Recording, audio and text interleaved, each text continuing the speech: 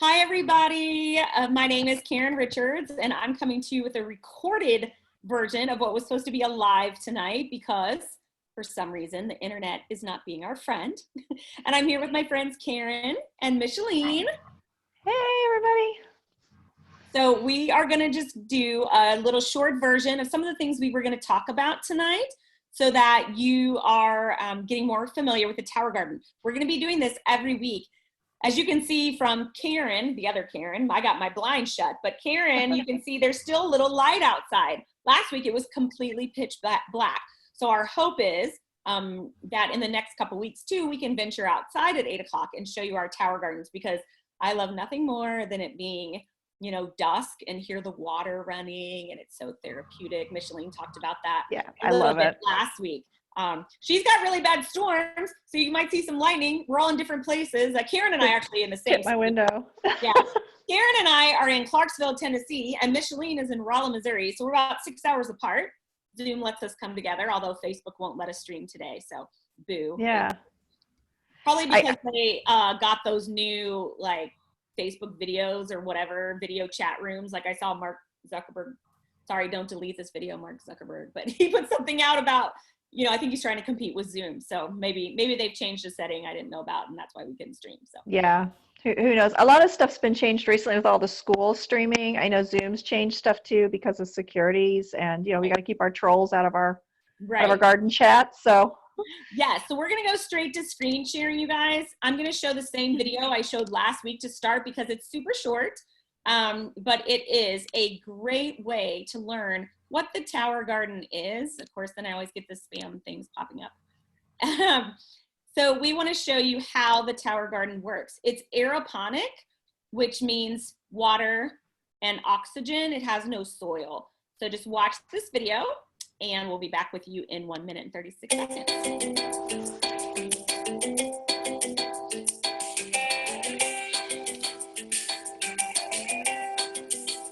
Tower Garden's state-of-the-art aeroponic vertical garden system uses both water and air to produce more colorful, better-tasting, and incredibly nutritious fruits, vegetables, and herbs. Tower Garden has a 20-gallon reservoir at its base that stores the Tower Tonic nutrient solution. Developed by experts in plant and human nutrition, Tower Tonic Mineral Blend enables superior plant growth and better nutrition from your Tower Garden produce. The process begins once the seedlings have been placed in your Tower Garden.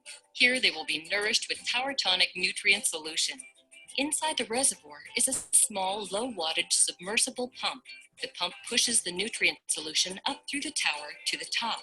From there, the nutrient solution drips through the central tower using a special device that evenly cascades the solution over the exposed plant roots. On the journey down the tower, the nutrient solution feeds the roots and becomes highly oxygenated as it cascades gently down the reservoir. This process is continuous, providing fresh oxygen, water, and nutrients to the roots of the plants. This patented aeroponic process enables food crops to grow faster than they would in soil, so they can be harvested more often. And it makes Tower Garden a healthier, easier, smarter way to grow your produce.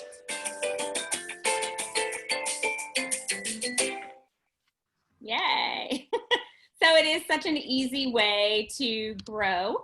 And so we'll show a little bit more on that side in a little bit. But last week, after we were talking all the great things and how the produce off the tower tasted so fantastic, Micheline was like, oh, we should talk, sometime in the future about transplanting flowers. Now, I've always planted flowers in my tower, but I really do it because I try to grow the kind that attract good bugs for my plants. But she meant something totally different. So I'm going to have her chat a little bit with you and tell you all about it. hi. So yeah, actually we have, because we have an educational farm, a lot of times we will start seedlings to send home with children when they're here visiting, or for school groups we do.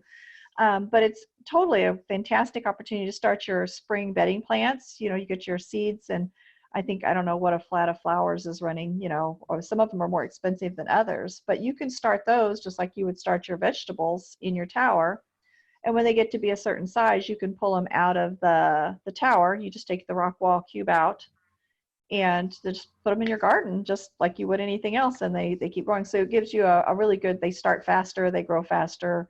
I've started seedlings just in just like the vermiculite starter kits, and the ones that I've started in the tower bases for groups have actually really probably, I would say, about half the time to transplant. So maybe not quite, I haven't run any like scientific experiments on or anything, but definitely.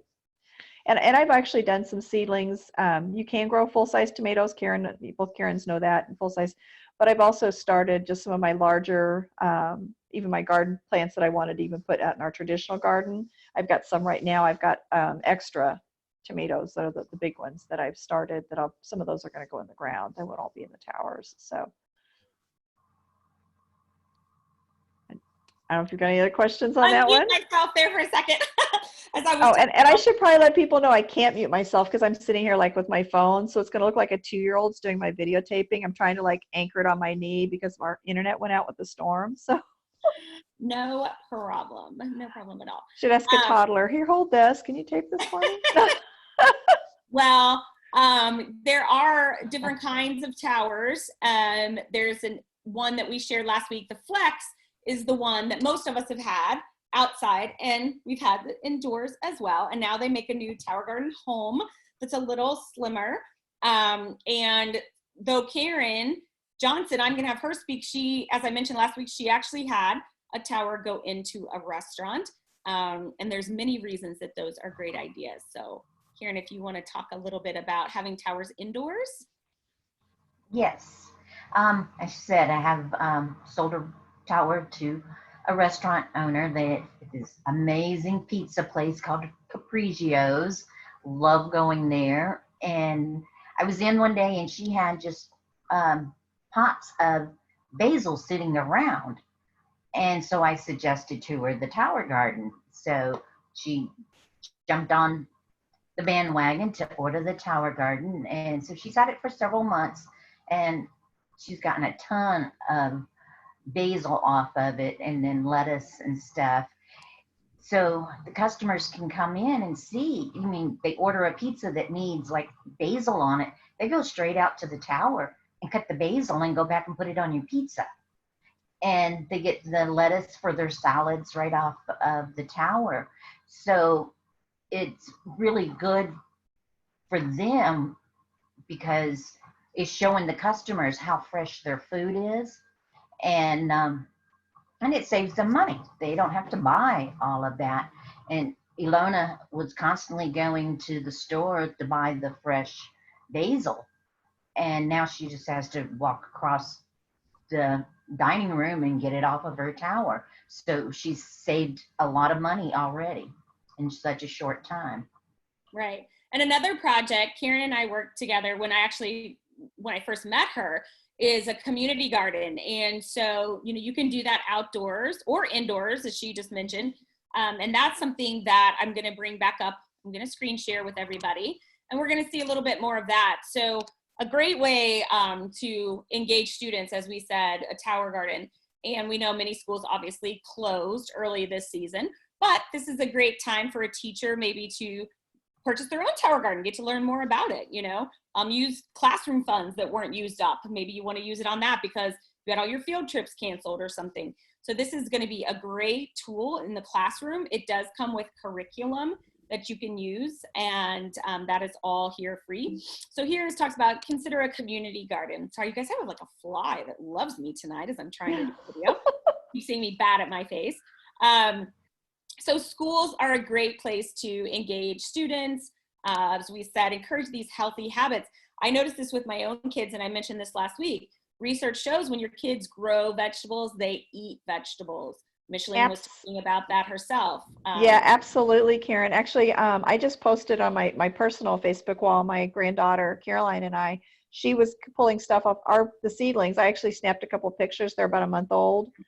So they're going to get a lot bigger, but we pulled stuff off today and she helped me make a pot of soup all by herself. She was so proud of herself. It was really good, but all the greens off of it, except some dandelions we pulled out of the garden or out of the yard. She put some dandelion leaves in it. All came off our tower, and since she was a baby, would just pull things off and just eat it. So yeah. That's amazing. And see, here's another one for restaurants. As Karren started off that restaurant with one, it could be someday they want to add more. There are plenty of restaurants all across the country that have their own community garden. As you see here with restaurants, this NASA grade growing technology, it can produce up to 30% greater yields 3 times faster than a conventional garden. Micheline talked about that last week as well. So what that means, will look as little harvest ready in as little as 5 weeks after starting your seedlings.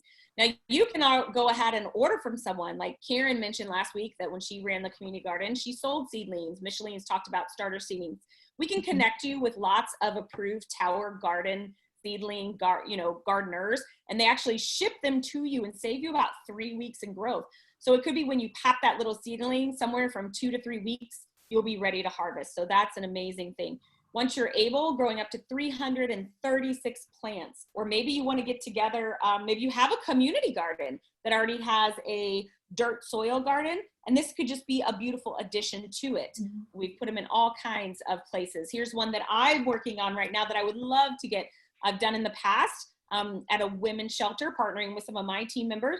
Here's one, nonprofits. How many nonprofits do you know? And we talked about this last week. It's so therapeutic to grow a garden. And so, so many nonprofits, it could be a great community building tool. We do have a team member that'll come on in the next few weeks to talk to. They use it for a food bank at their church. They have 3, but it's enough that it feeds quite a few people. Yeah, I've actually spoken to my mom's nursing home and a couple of the nursing homes in the area. I would really like to see some of those because they have outdoor gardens for them. It would be nice if some of those residents were able to garden year round because they really enjoy doing it. So yeah, they can be inside. So yes, year round, they could do that. Plus, they're not getting that great garden food in the winter, and we want them to, especially in a nursing home. Absolutely. Well, and sometimes even in the summer, it's too hot for them to be outside to even enjoy the raised beds. So yeah. All right, I'm going to scroll back up here. When you get to the school, like I said, we showed this page last week, but there are a lot of different things that it shows here as to how to use Stephen Ritz. There's a lot of information. If you've never heard of him, you should Google him. He's quite the character and beloved by our company because he started a project called the Green Bronx Machine and basically took New York, the Bronx area, and turned so much of the concrete areas into beautiful green spaces. And so many of the students that come from pretty harsh conditions are getting this wonderful nutrition every day. They're also learning how to sell it as in their own farmer's market. And so it's just really inspiring what he's been able to do with that program. So as we talked about in the classroom, you'll grow more. You can grow inside your classroom. There's less mess. You can move it anywhere. You'll get support from all of us, and you get access to free lesson plans. So that's something that they actually showed in one of our blogs. So many of you are home right now, quarantined, and you're looking for things to do with your kids. What a great activity, and you can use those lesson plans as well. Absolutely. So absolutely. Anything, Karren, as we kind of wrap up, we'll keep it shorter tonight since we're not live streaming. We want to drop the video for everybody. Any thoughts, anything special you want to share about your tower? I know you said something about you had your seedlings going and you're almost ready to drop them in there. Yes, I started last Monday night, so they've been going for a week, and they're like this tall already. And I planted 60, and I think I only have like 6 that hasn't popped through. Oh my gosh. So, what are you growing this year? I have zucchini and squash and cucumbers, tomatoes, like 3 different types of tomatoes, snap peas, green beans, arugula, different types of lettuce, basil, cilantro, bok choy. I've never tried that one. The bok choy is one of my favorites. I love growing. It's so pretty on the tower. And then kohlrabi. I have kohlrabi. Never tried that one either. I have not done that one on the tower. Swiss chard and the bok choy are my 2 favorites on the tower. I love the rainbow chard in the tower. I have because- rainbow chard too. Yes, and I'll find it for next week's event, like the picture I have of my daughter holding roots, because you know they're not grown in the dirt, so roots are in the tower, beautiful and white and bright. However, the rainbow chard actually are rainbow. They're so pretty. Yes. I love being able to show people those roots because you would never. That's not something you would never see.